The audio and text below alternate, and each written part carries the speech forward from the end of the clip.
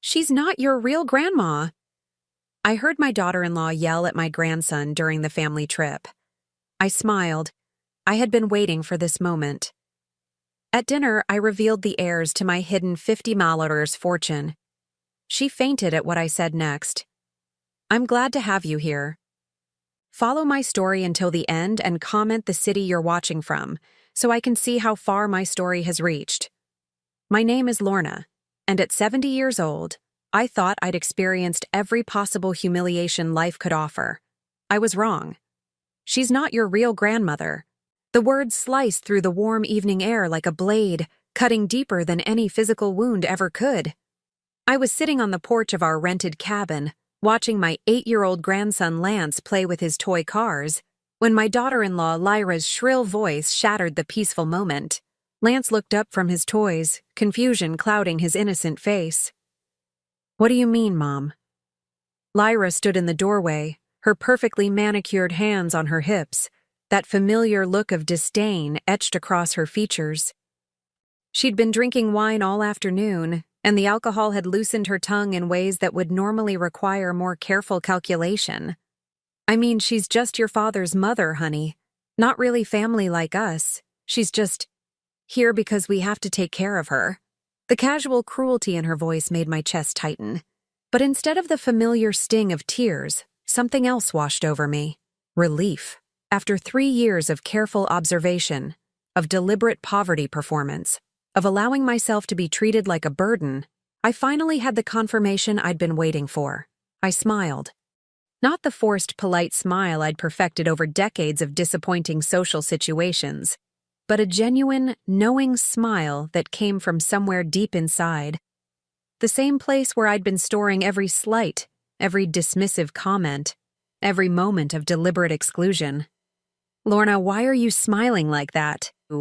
Kent, my son, appeared behind Lyra, his voice carrying that tone of exhausted annoyance I'd grown accustomed to. Lyra didn't mean anything by it. She's just tired from the drive. Of course he would defend her. He always did. Even when she made me sleep on the pull-out couch during family visits because the guest room needed to stay nice for real guests. Even when she served me dinner on paper plates while the rest of the family ate off her precious china.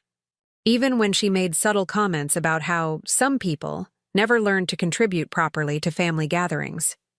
Oh, I know exactly what Lyra meant, I said softly, my voice steady despite the earthquake happening inside my chest. And it's perfectly fine.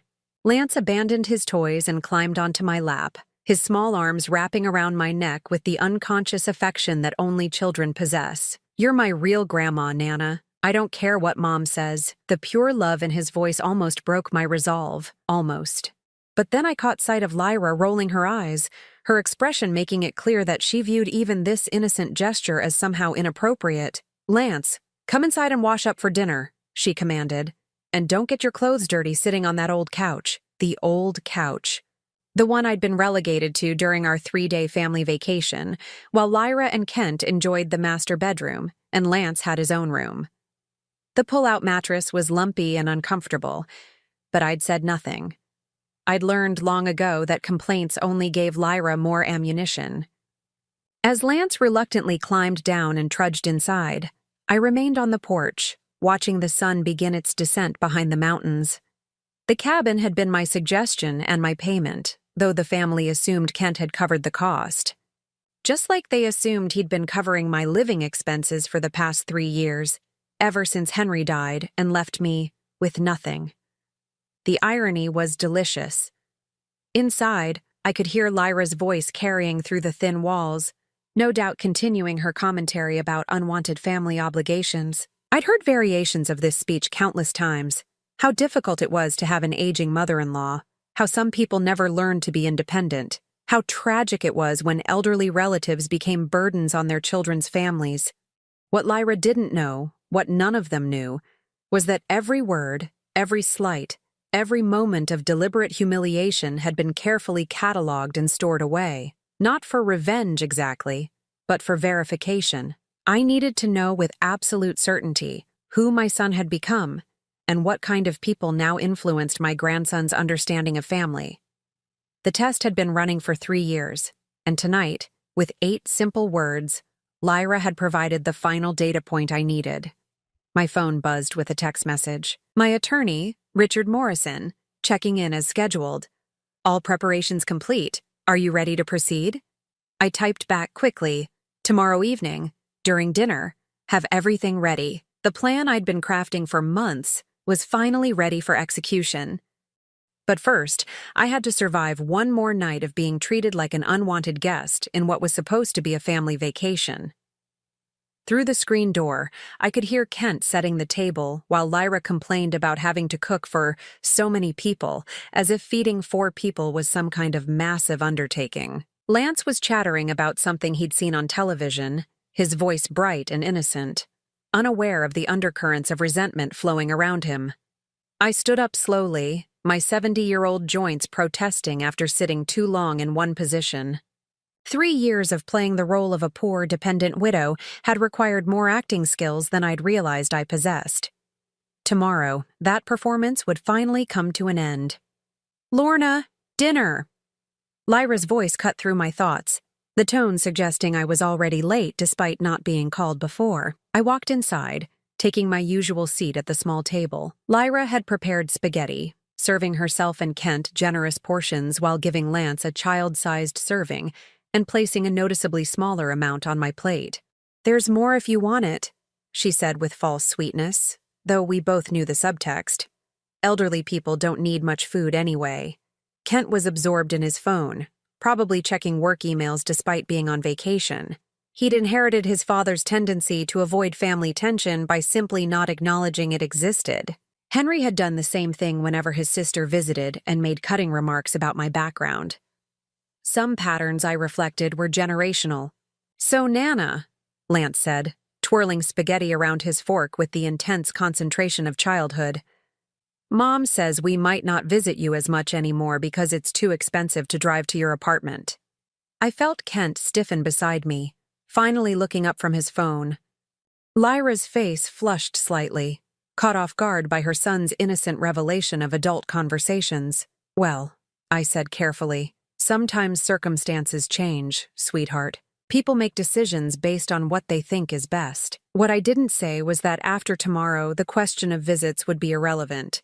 Everything would be different. Everything would finally be honest. The rest of dinner passed in relative silence, broken only by Lance's occasional comments about his toys or questions about when we'd be hiking to the lake. I answered his questions and smiled at his stories, storing each precious moment in my memory. These might be our last family meals for quite some time. As Lyra cleared the dishes, making a point of stacking mine loudly to emphasize the extra work involved, I excused myself and stepped back onto the porch. The mountain air was cool now, carrying the scent of pine and the promise of rain. Tomorrow evening, everything would change. The masks would finally come off, and my family would discover exactly who they'd been dismissing for the past 3 years. I thought about the $50 million sitting in carefully managed accounts, the real estate holdings, the investment portfolio that had grown steadily while I'd played the role of a poverty-stricken widow. Most of all, I thought about Lance and the lesson he was about to learn about assumptions, respect, and the true meaning of family. The smile returned to my face as I settled into the old porch chair. Tomorrow couldn't come soon enough. The morning after Lyra's declaration, I woke up on that lumpy pull-out couch with my back screaming in protest, but my mind crystal clear. As I listened to the family stirring in their comfortable beds, I reflected on how I'd arrived at this moment. 3 years ago, when Henry died, I made a decision that surprised even me. Instead of revealing the true extent of our wealth, I chose to hide it, to test, to observe, to see who my family really was when they thought I had nothing to offer except need. Henry and I had been careful with our money for 50 years. While he worked his modest job at the electronics plant, I'd been quietly building an investment portfolio that would have shocked anyone who knew us. We lived in a small house, drove old cars, and clipped coupons not because we had to, but because we understood that wealth grew in silence. When the plant closed and Henry took early retirement, I was already managing nearly $20 million in diversified investments. The inheritance from my aunt's estate, which I'd never mentioned to anyone, had been the foundation. Then came the real estate purchases in areas I'd researched meticulously. The technology stocks I'd bought before anyone understood their potential. The small businesses I'd funded and watched flourish. By the time Henry passed, our net worth had reached $50 million. But instead of sharing this news with Kent and his family, I'd watched his reaction to what he thought was his suddenly impoverished mother. The results had been devastating. "Mom, we need to talk about your situation," Kent had said just 2 weeks after the funeral, sitting in my kitchen with Lyra beside him wearing an expression of barely concealed impatience. "My situation?" I'd asked, though I already knew what was coming. "Your financial situation?" Lyra had interjected, her voice taking on that particular tone she used when discussing unpleasant necessities. "Kent says Dad didn't leave much, and you can't afford to keep this house." I'd let silence fill the space, watching my son avoid eye contact while his wife laid out their version of my future. "We've been thinking," Lyra continued, "maybe it would be best if you moved to one of those senior communities. There's a nice one about 40 minutes from us. Very affordable. You could make friends your own age." Affordable. Translation: cheap enough that we won't feel guilty about putting you there. "And this house?" I'd asked quietly. Kent finally looked at me then, his expression uncomfortable but determined. "We think you should sell it. Use the money for your living expenses." What he meant was, sell the house, use that money to support yourself, and don't expect help from us. I'd raised this man, sacrificed for him, worked double shifts when he needed school clothes or wanted to join the baseball team. And now, with his father barely cold in the ground, he was essentially telling me I was a financial burden he didn't want to carry. The test had begun that day. Instead of revealing the truth, I'd played along. I'd sold the house, just as they suggested, though what they didn't know was that I'd already owned the building where I moved. The rental apartment I now lived in was actually mine, but I let them believe I was struggling to make the monthly payments. "It's so expensive," I'd told Kent during one of his increasingly rare phone calls, "but I suppose I'll manage somehow." The desired effect was immediate. His calls became shorter, less frequent. Lyra stopped including me in family gatherings, claiming they didn't want to burden me with the cost of contributing to potluck dinners. Holiday invitations became rare, and when they did come, they arrived with subtle hints about keeping gifts simple and affordable. I'd played the role perfectly, wearing the same 3 outfits in rotation, buying generic groceries when they visited, apologizing for not being able to contribute more to Lance's birthday presents, all while my investment accounts grew steadily and my real estate portfolio expanded. The most painful part hadn't been their rejection of my supposed poverty. It had been watching how quickly they accepted it. No one questioned whether I needed help. No one offered to assist with my financial struggles. They simply wrote me off as a problem solved by distance and low expectations. Lyra, in particular, had embraced my new status with enthusiasm that bordered on cruelty. During family visits, she'd make comments about how some people needed to learn to live within their means. She'd suggest I shop at thrift stores, as if this was helpful advice rather than condescension. She'd even offered to teach me how to use coupons more effectively, apparently unaware that I'd been using them long before she was born. But it was the way she treated Lance's relationship with me that cut deepest. Gradually, systematically, she'd been teaching my grandson that I was less important than other family members, that my presence was tolerated rather than welcomed, that love and respect were commodities tied to financial contribution. "Nana can't come to your school play, honey," I'd overheard her tell Lance once. "She can't afford the gas money, and it would be awkward to ask." I could have easily afforded to fly to his school play and rent a hotel room afterward. Instead, I'd missed it, watching my grandson learn that economic circumstances determined family priorities. The really masterful part of Lyra's manipulation was how she framed it as protection. She was protecting me from embarrassment, from feeling bad about my limitations, from the stress of trying to keep up with their lifestyle. In reality, she was systematically erasing me from my grandson's life while appearing compassionate to anyone who might be watching. Kent, for his part, had simply allowed it to happen. When I tried to discuss Lance's increasing distance during our last phone conversation, he'd brushed off my concerns. "He's just busy with school and friends, Mom. Kids that age don't really want to hang out with grandparents anyway. It's normal. Normal. As if the gradual dissolution of a family bond was just part of natural development, rather than the result of deliberate manipulation.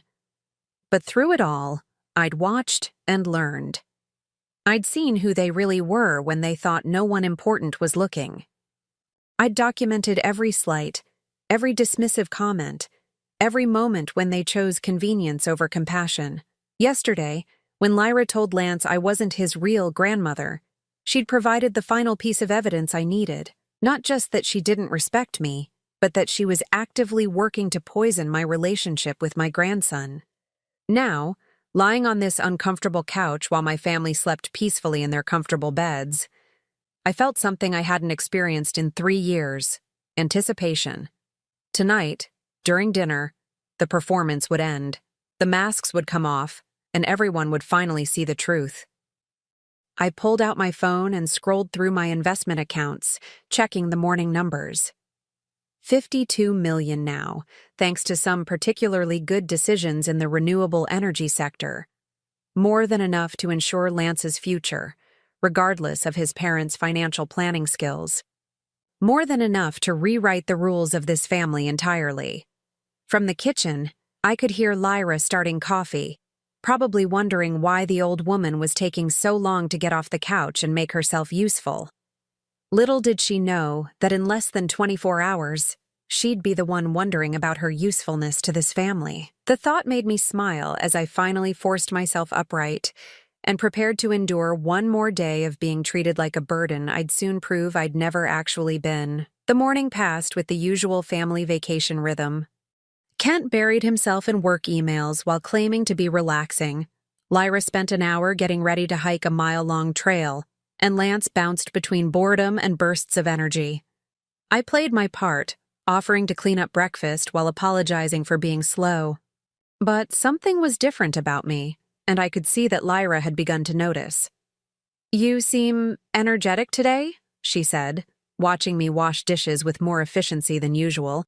Her tone carried that particular suspicion she reserved for anything that didn't fit her expectations. "I slept better than expected," I replied truthfully. The terrible mattress had actually felt like a luxury compared to the weight I'd been carrying for 3 years. Knowing that tonight would end the charade had given me a lightness I hadn't felt since Henry's funeral. When we finally set out for the lake hike, I surprised everyone by keeping pace easily. For 3 years, I'd been playing the role of a frail, aging woman who needed frequent rest stops and careful assistance. Today, I walked with the confidence of someone who'd been maintaining her health specifically for moments like this. "Nana, you're walking really fast," Lance observed, his small legs working to keep up with my suddenly brisk pace. "I feel good today, sweetheart," I told him, reaching down to squeeze his hand. Sometimes we surprise ourselves with what we're capable of. Kent looked back from his position ahead of us, confusion flickering across his face. "Mom, are you sure you're okay? You seem different." Different. If only he knew how different things were about to become. The lake was beautiful, surrounded by towering pines and reflecting the morning sun like scattered diamonds. Lance immediately began collecting interesting rocks while Kent and Lyra spread out their elaborate picnic setup. They'd brought a full cooler, portable chairs, and even a small speaker for music. Meanwhile, I'd been allocated a single water bottle and a granola bar, as if my needs were naturally minimal.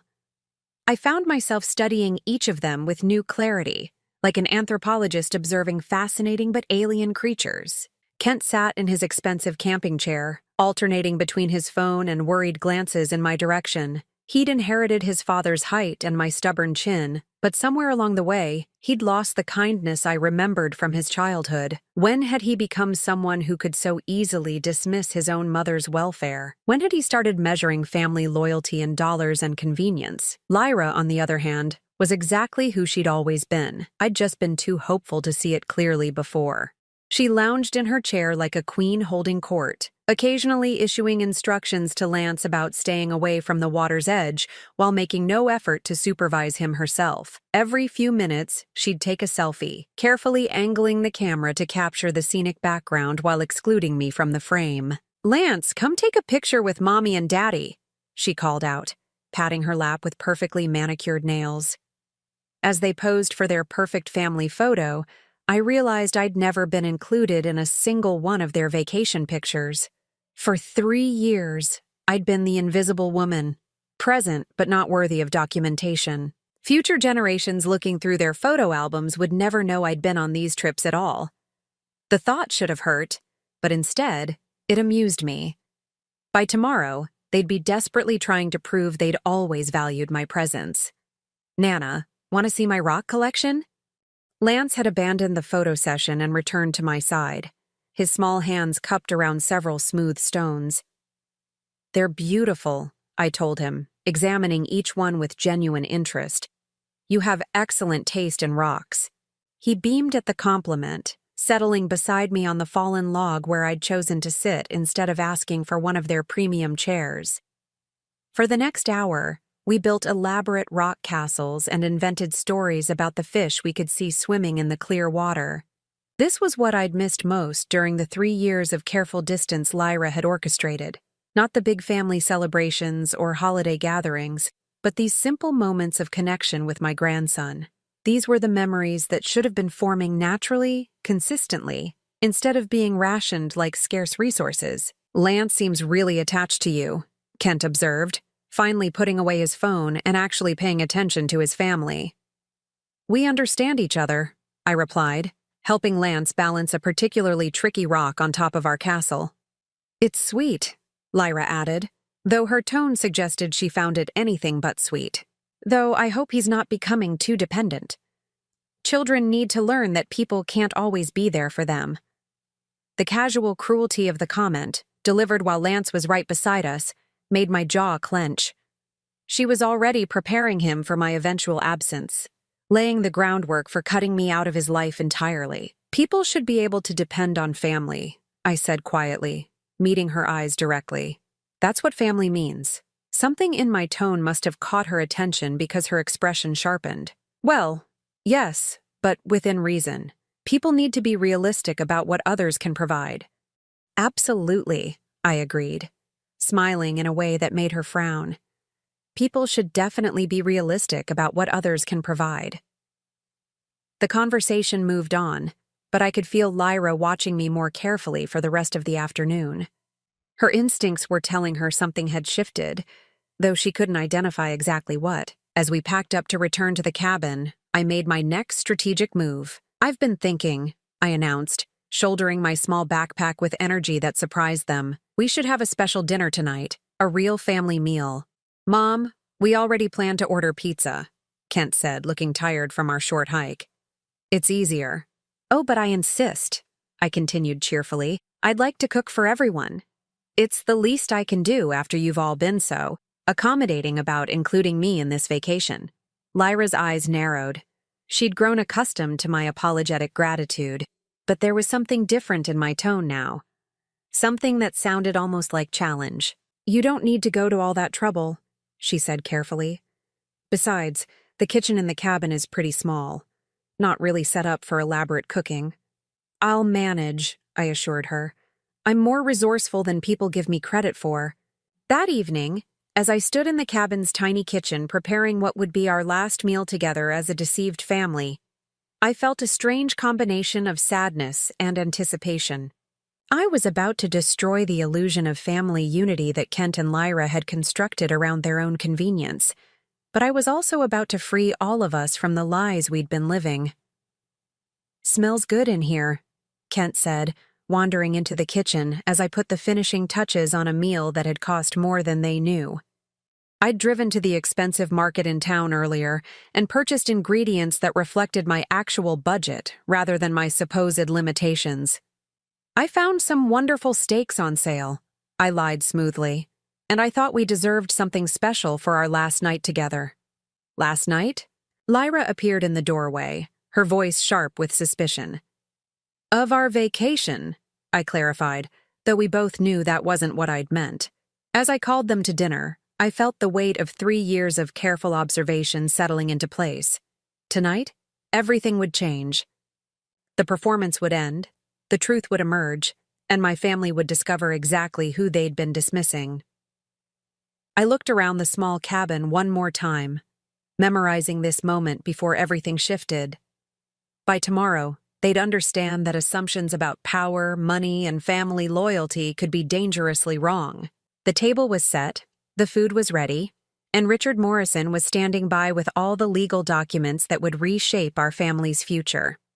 As I called Lance to wash his hands for dinner, I smiled with genuine anticipation. It was time for the real conversation to begin.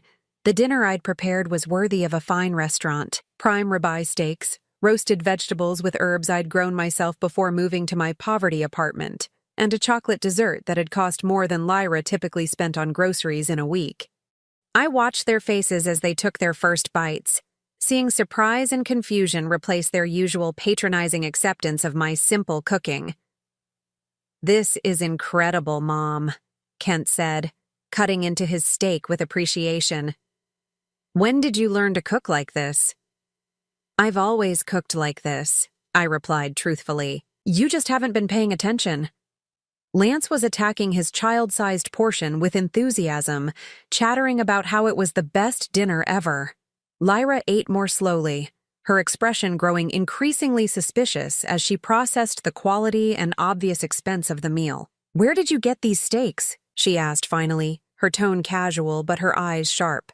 "They must have been expensive." "I found them on sale," I repeated my earlier lie, meeting her gaze steadily. "Sometimes you get lucky." "Lucky," she repeated, clearly not believing me. "Right." I set down my fork and reached for the wine I'd opened earlier, another expensive choice that hadn't gone unnoticed.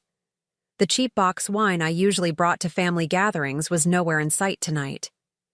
"Actually," I said, feeling the moment crystallize around us, "I think it's time we talked about luck and money and honesty." Kent paused mid-chew, something in my tone alerting him that this wasn't going to be a typical family dinner conversation. Lyra's hand tightened around her wine glass, her instincts clearly screaming warnings she couldn't yet interpret. "What do you mean, Nana?" Lance asked innocently, looking up from his steak with trusting eyes. "I mean, sweetheart, that sometimes adults don't tell each other the whole truth, and sometimes that causes problems." "Mom," Kent said carefully, setting down his utensils, "what are you getting at?" I took a slow sip of wine, savoring both the excellent vintage and the moment I'd been anticipating for 3 years. "I'm getting at the fact that you've all been operating under some significant misunderstandings about my situation." "Your situation?" Lyra's voice had gone up half an octave, the way it did when she sensed a threat to her carefully managed world. "My financial situation, specifically." I smiled at her, enjoying the way her face was beginning to pale.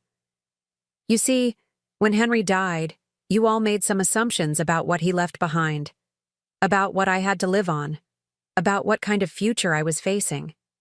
Kent was staring at me now, his dinner forgotten. "Mom, what are you saying?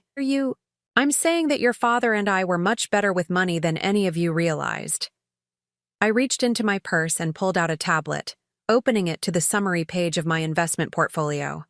Much, much better. The screen showed a number that made Kent's mouth fall open. $52,347,891.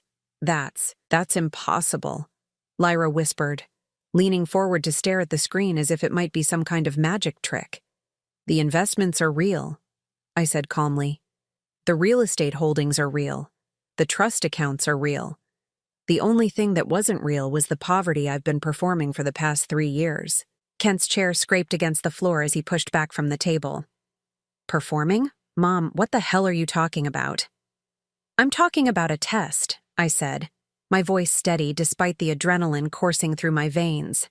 "A 3-year test to see who you really were when you thought I had nothing to offer you except need." The silence that followed was deafening. I could hear Lance's breathing, the tick of the wall clock, the distant sound of wind through the pine trees outside. But inside the cabin, 3 people were processing the complete destruction of everything they thought they knew about their family dynamics. Lyra was the first to break. "You're lying," she said, her voice shrill with panic. "This is some kind of joke, some kind of cruel joke." "No joke," I assured her, scrolling through the account pages to show them the real estate holdings. the stock portfolios, the municipal bonds. Although I suppose there's some irony in you calling something cruel, but the apartment, Kent stammered, the constant money worries, the way what? I asked pointedly. The way I accepted being treated like a burden? The way I allowed myself to be excluded from family gatherings because I supposedly couldn't afford to contribute? The way I sat quietly while Lyra explained to my grandson that I wasn't really part of this family?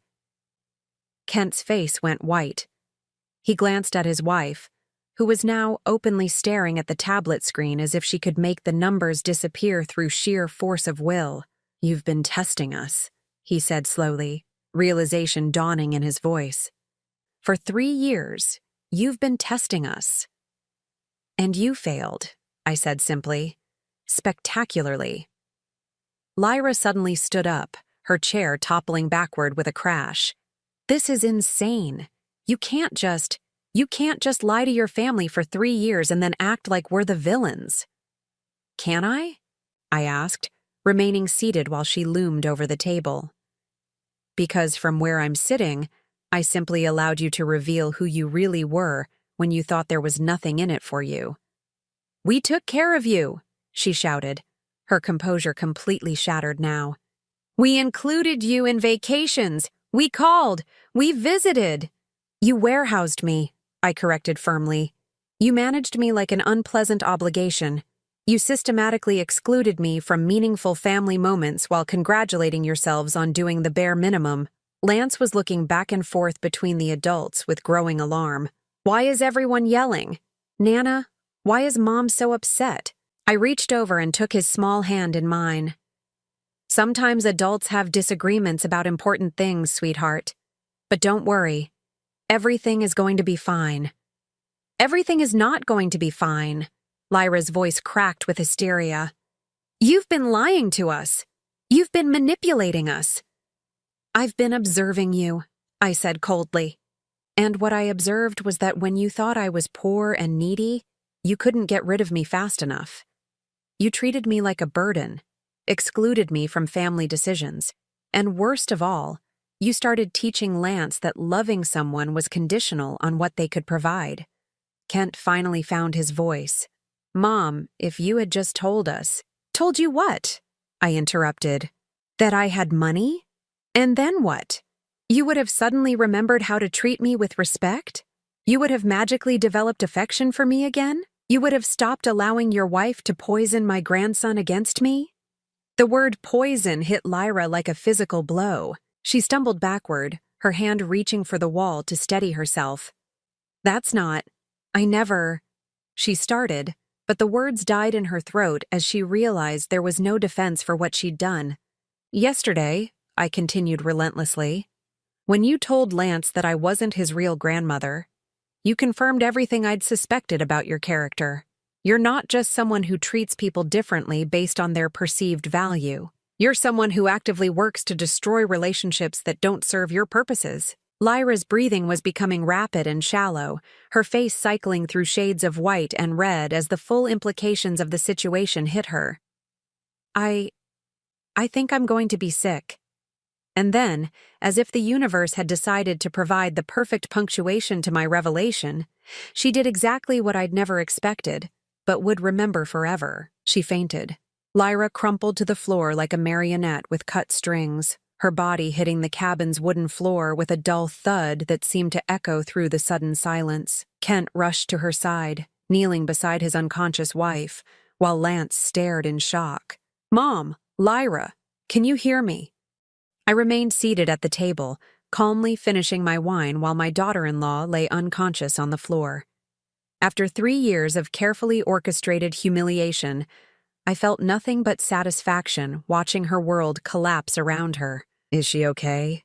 Lance asked, his voice small and frightened. "She'll be fine," I assured him, though honestly I didn't much care either way. Sometimes people get overwhelmed when they realize they've made serious mistakes. Kent looked up at me from where he knelt beside Lyra, his expression a mixture of shock, anger, and something that might have been the beginning of understanding. "What happens now?" he asked quietly. I smiled, taking another sip of my excellent wine. Now? Now we have an honest conversation about the future. Once your wife wakes up, of course. The test was complete. The results were conclusive. And the real conversation about our family's future was just beginning. Lyra regained consciousness 10 minutes later, her eyes fluttering open to find Kent hovering over her with a damp towel, and Lance peering around his father's shoulder with concern. I had moved to the living room, giving them space while maintaining my position of calm authority. "What happened?" she mumbled, trying to sit up before the memory crashed back over her. Her eyes immediately found me across the room, and I watched the hope die in her expression as she realized it hadn't been a nightmare. "You fainted," Kent said gently, helping her to a seated position against the kitchen cabinets. "When Mom showed us, when she told us about the money," Lyra finished flatly, her voice hollow. "She really has $50 million. $52 million, I corrected from my comfortable position on the couch. As of this morning's market close, the precision of the number seemed to hit her like another physical blow. This wasn't vague wealth or family money tied up in complicated trusts. This was liquid, accessible, life-changing wealth that I'd possessed all along while watching them treat me like a charity case." Kent helped Lyra to her feet and guided her to one of the kitchen chairs. Lance had retreated to his toy cars, sensing the adult tension, but not understanding its source. The sight of my grandson playing quietly while his world shifted around him made my chest tight with protective anger. "I need to understand," Kent said, settling into the chair across from his wife while keeping his eyes fixed on me. "You've had this money for 3 years. You watched us struggle with decisions about your care, about including you in family events, about—" He stopped, the full scope of my deception hitting him. "You let us think you were poor." "I let you reveal who you really were," I corrected firmly. "I didn't make you treat me badly, Kent. I simply gave you the opportunity to show your true character when you thought there were no consequences." Lyra's hands were shaking as she reached for her water glass. "But why? Why would you do this to us?" The question was so genuinely bewildered that I almost felt sorry for her. Almost. "Because I needed to know," I said simply. "When Henry died, I realized I didn't actually know my own family anymore. I needed to understand who you'd become, who you'd marry, and most importantly, what kind of people would be influencing my grandson's understanding of family loyalty." "So you lied to us for 3 years," Kent said, his voice tight with controlled anger. "You manipulated us, tested us, set us up to fail." "I observed you," I replied coldly. "Everything you did, every choice you made, every way you treated me was entirely your decision. I simply didn't correct your assumptions about my financial situation." Lyra suddenly leaned forward, her eyes bright with desperate calculation. "But now that we know, everything can be different. We can start over. We can—" "No," I cut her off firmly. "We cannot start over. You can't unknow who you really are, and I can't forget what I've learned about both of you." The finality in my tone seemed to drain the last bit of color from her face. "What does that mean?" And I reached into my purse and pulled out a thick manila envelope, setting it on the coffee table where they could all see it. "It means that I've made some decisions about the future, about my will, about my assets, and about my relationship with this family." Kent's Adam's apple bobbed as he swallowed hard. "Mom, whatever you're thinking—" "I'm not thinking, Kent. I've already done it." I opened the envelope and pulled out the first document, a revised will that my attorney had prepared according to my exact specifications. My estate will be held in trust for Lance until his 25th birthday.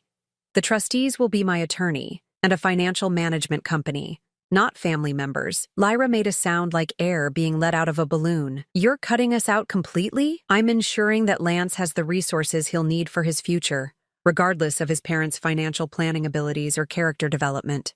I pulled out the second document. "However, there are conditions." "Conditions?" Kent asked warily.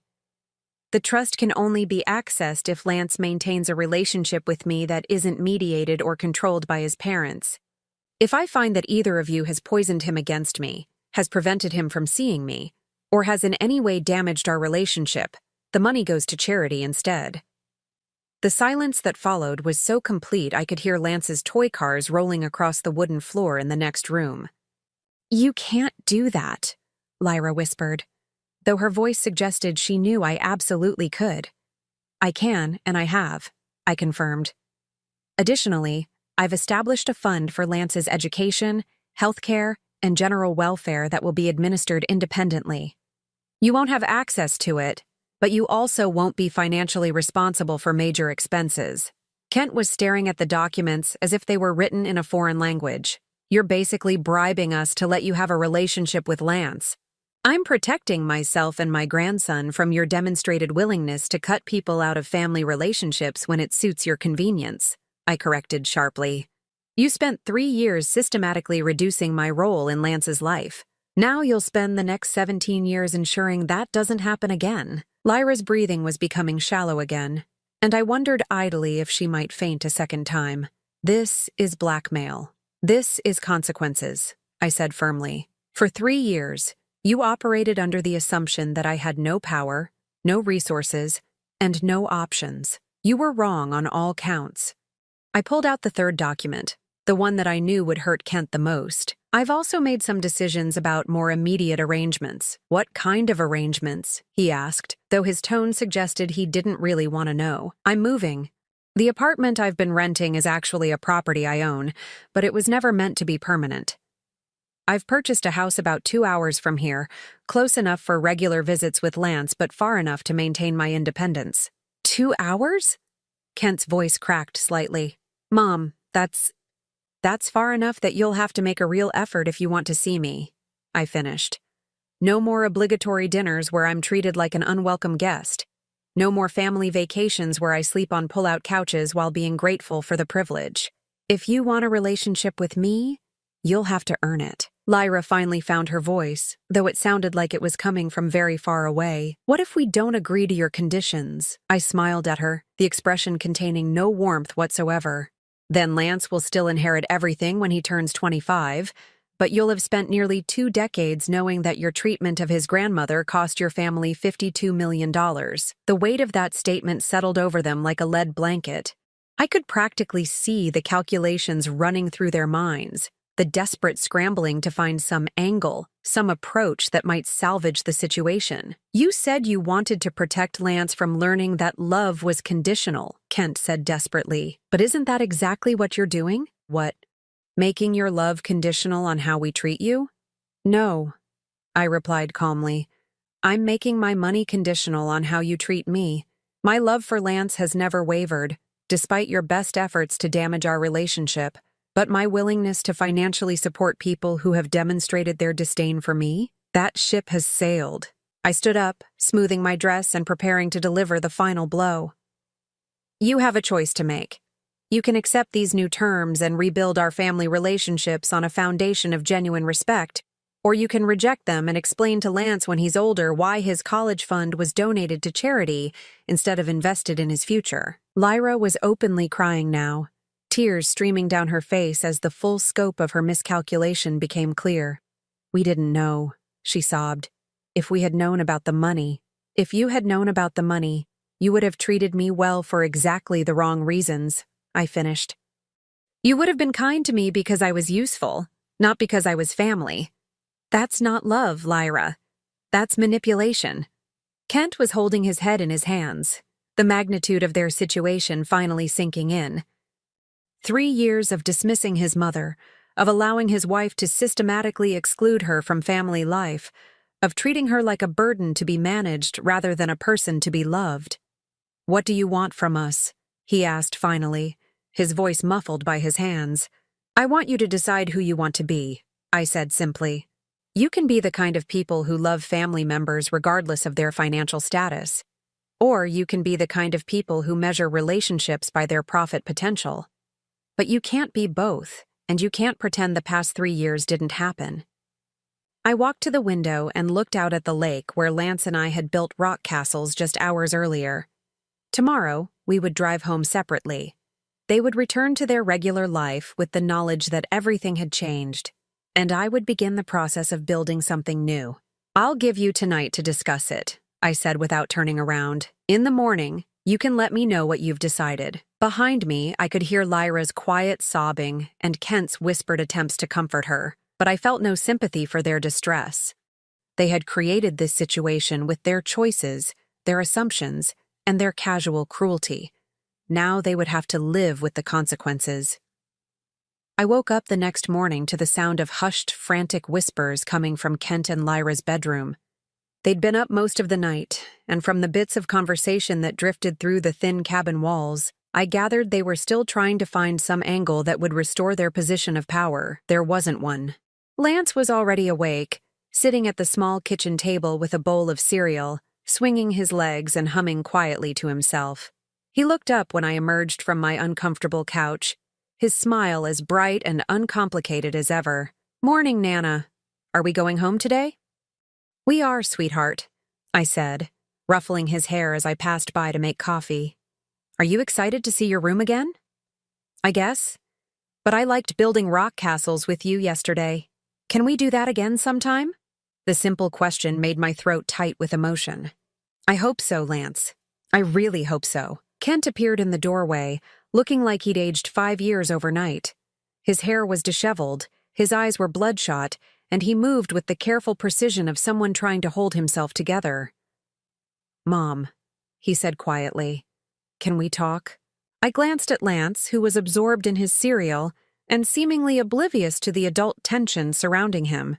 Of course, we stepped onto the porch, the morning air crisp and clean in a way that felt symbolic. The mountain lake stretched out before us, peaceful and unchanging, indifferent to the human drama that had unfolded in its shadow. "We want to accept your terms," Kent said without preamble, his voice hoarse from exhaustion and emotion. I studied his face, looking for signs of genuine understanding versus desperate calculation. "All of them? All of them." He rubbed his face with both hands.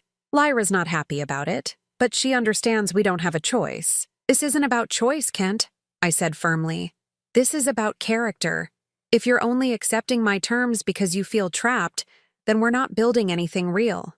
He was quiet for a long moment, staring out at the water. When he finally spoke, his voice was barely above a whisper. "I failed you, didn't I? As a son, I completely failed you." The admission hit me harder than I'd expected. This was what I'd been waiting 3 years to hear. But now that the moment had arrived, I felt no triumph. Only sadness for the relationship we'd lost, and uncertainty about whether it could be rebuilt. "You failed yourself," I said gently. "You became someone I didn't recognize. Someone who could watch his wife systematically exclude his mother from family life and say nothing. Someone who could hear his child being taught that love was conditional and not intervene."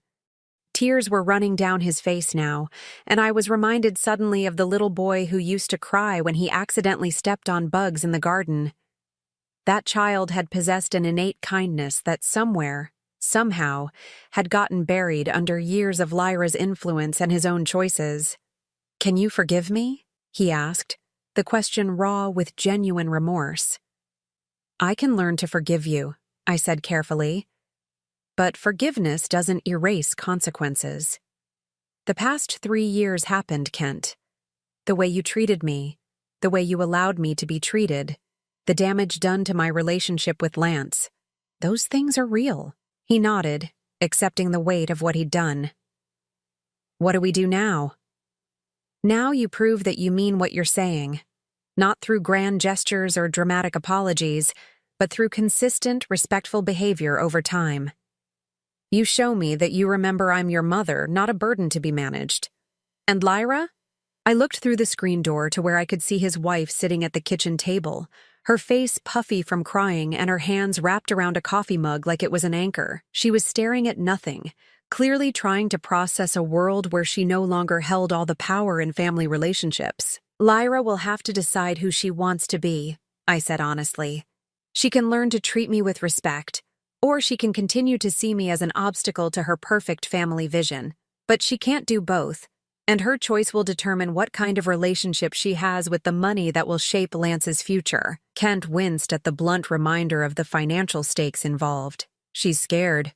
"She should be," I replied without sympathy. She spent 3 years systematically trying to erase me from my grandson's life while treating me like hired help. Fear is an appropriate response to realizing that her actions have consequences. We stood in silence for a moment, watching Lance through the window as he finished his breakfast and wandered over to the toy box in the corner of the living room. His innocence in the midst of our family's upheaval was both heartbreaking and motivating. "I want him to know his grandmother," Kent said suddenly. "The real you, not the version Lyra's been teaching him to see." "Then you'll have to actively work to make that happen," I told him. "No more passive acceptance when Lyra makes cutting remarks about me. No more allowing her to exclude me from family decisions or events. No more treating my presence like a favor you're doing me instead of a relationship that benefits everyone." "I understand. I hope you do," I said, meaning it sincerely. "Because this is your last chance, Kent. I won't spend another 3 years being treated like a second-class family member while pretending it doesn't hurt." 6 months later, I was sitting in the sunroom of my new house, watching Lance help me tend to the herb garden we'd planted together. The 2-hour drive had indeed proven far enough to require real effort for visits, which meant that when they came, the time felt intentional rather than obligatory. Kent visited every other weekend, sometimes bringing Lyra, sometimes coming alone when she was too busy to make the trip. I suspected these solo visits were his way of rebuilding our relationship without the complication of his wife's resentment, and I appreciated the effort. Lyra's adjustment to our new dynamic had been painful to watch, but necessary to witness. She'd tried various approaches: sullen compliance, fake enthusiasm, strategic absences, before finally settling into a pattern of cautious politeness that felt sustainable, if not warm. "She's never going to like me," I'd told Kent during one of his solo visits. "Probably not," he'd agreed honestly. "But she's learning to respect you, and that might be enough." It was enough, I'd decided. I wasn't interested in fake friendship or forced affection.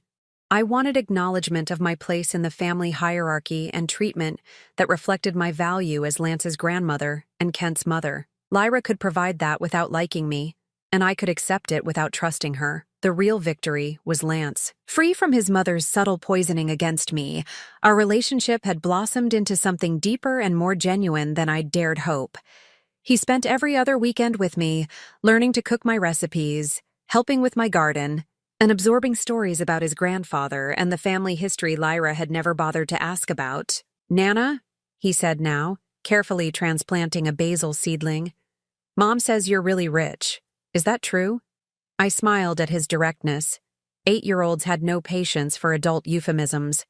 "I am, sweetheart. Does that change anything between us?" He considered this seriously, the way he approached all important questions. "I don't think so. You're still the same person who builds rock castles and makes the best pancakes. Money doesn't change that, right?" "Right," I agreed, my heart swelling with love for this wise little boy. "Money doesn't change who we are inside. It just sometimes reveals who other people really are." He nodded solemnly, then brightened as a new thought occurred to him. "Does this mean I can go to college wherever I want?" "It means you'll have options," I told him. "But you'll still have to work hard and make good choices.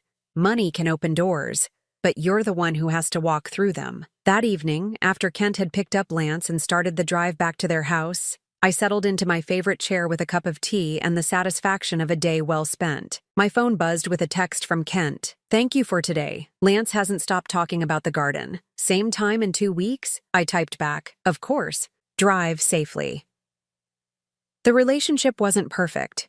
It might never be what it could have been if the past 3 years had gone differently. But it was honest now, built on a foundation of truth rather than assumption, respect rather than obligation. I thought about Lyra, probably spending her evening calculating the compound interest on $52 million, and wondering what her life might have looked like if she'd made different choices. The irony wasn't lost on me that in trying to exclude me from the family, she'd inadvertently ensured her own permanent outsider status. But mostly, I thought about Lance and the man he would become. He would grow up knowing that family relationships required effort and respect to maintain. He would understand that wealth was a tool, not a measure of worth.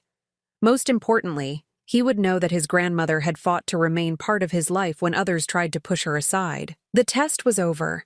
The results were permanent. And for the first time in 3 years, I was exactly where I belonged. In my own home, on my own terms, with my dignity intact, and my future secure. Outside my window, the first stars were appearing in the darkening sky. Tomorrow would bring new challenges, new opportunities to build the family relationships I wanted, rather than simply accepting the ones others tried to impose on me. I raised my teacup in a silent toast to my 70-year-old self, the woman who had finally learned that sometimes the greatest victory is simply refusing to be diminished by other people's limitations. The performance was over. The truth had set us all free, and I had never been happier to be exactly who I was. Now, I'm curious about you who listened to my story. What would you do if you were in my place? Have you ever been through something similar? Comment below. And meanwhile, I'm leaving on the final screen 2 other stories that are channel favorites, and they will definitely surprise you. Thank you for watching until here.